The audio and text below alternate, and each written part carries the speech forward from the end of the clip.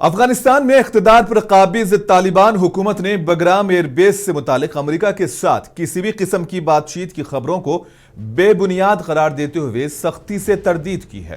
طالبان فوج کے chief of staff قاری فصیح الدین فطرت نے ایک بیان میں کہا ہے کہ بعض حلقوں کی جانب سے یہ پروپیگنڈا کیا جا رہا ہے کہ طالبان اور ڈونلڈ ٹرمپ کی سابقہ امریکی انتظامیہ کے درمیان بگرام ایئر بیس پر مذاکرات جاری ہیں، مگر ان دعووں میں کوئی حقیقت نہیں ہے۔ انہوں نے واضح کیا کہ طالبان کسی بھی غیر ملکی طاقت کے ساتھ افغان سرزمین پر سمجھوتا کرنے کے لیے تیار نہیں۔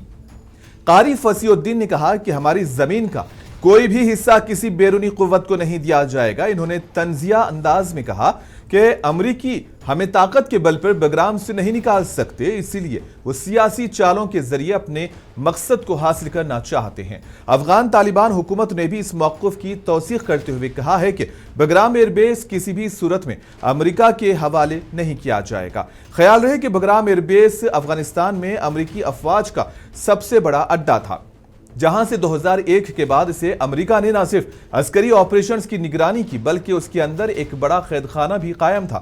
امریکہ نے 2021 میں یہاں سے انخلا کیا اور طالبان کے کابل پر قبضے کے بعد یہ بیس ان کے کنٹرول میں آ گیا۔